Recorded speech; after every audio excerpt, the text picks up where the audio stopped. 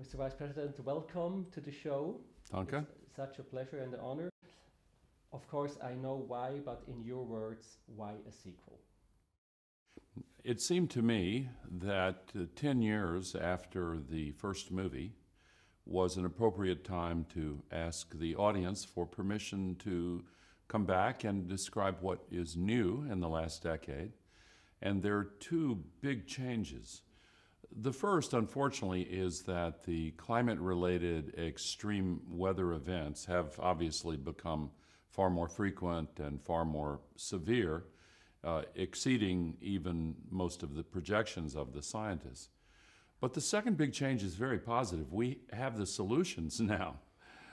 The cost of alternative electricity from solar panels and windmills has come down so rapidly, it's quite astonishing. In many parts of the world now, renewable electricity is actually much cheaper, unsubsidized, than energy from burning fossil fuels. Batteries are now coming down very quickly in cost. Electric vehicles are spreading widely. Every manufacturer is planning to shift in that direction. And new efficiency improvements have begun to reduce emissions and decouple economic progress with emissions. So these are all very positive developments. But it's a race, and so it's important to present these facts to publics around the world with the objective of accelerating the pace of solutions so that we can, once and for all, really solve this crisis that threatens the future of humanity. We're here in Switzerland. What could or should Switzerland do against global warming? Actually, I would say that every country needs to do more, especially my country, and even Switzerland. But having said that, I admire the initiatives taken by the government of Switzerland and actually prompted by the voters in Switzerland. And the progress is beginning to speed up. A famous economist once said, "Things take longer to happen than you think they will, but then they happen much faster than you thought they could." That is the pattern that we're seeing with the solutions to the climate crisis. We're now in the early stages of a global sustainability revolution that has the scale of the industrial revolution, but the speed of the digital revolution. And it is reshaping business and industry and civil society all around the world, creating more jobs.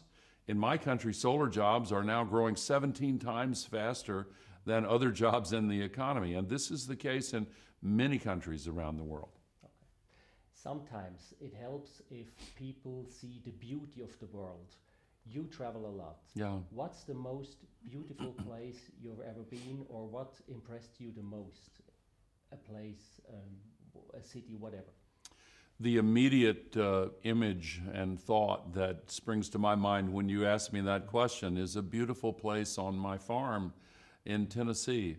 And of course, the beauty of this river and the fields is something that was imprinted on me when I was a child. But it's the first place that I think of when I think about the beauty of the natural world. But I have to say, coming here to Switzerland is so magnificent. I know you're probably used to hearing that from visitors, but truly the landscape in this country is just spectacular. Okay. So, Mr. Trump stepped back from the Paris Agreement in 2020. Is there maybe a little bit hope that he decides to wait these years, or what's the reason? Well, it's difficult to assign reason to some of his decisions. I was worried when he made his announcement that it might lead other countries to pull out of the agreement. But the very next day, virtually every other country in the world said, no, we're still in the agreement. And in my country, our largest states and hundreds of cities and business leaders all said, we're still in the Paris Agreement. And now it's very clear that the U.S. is on track to meet and exceed the commitments that were made in the Paris Agreement, regardless of Donald Trump. And legally, the first date upon which the withdrawal could even be accomplished is the day after the next presidential election. So I'm not saying he's irrelevant to the process, but he has isolated himself. And there is now a very clear distinction between Donald Trump on the one hand and the United States of America on the other. The United States of America is still in the Paris Agreement and is going to meet its obligations.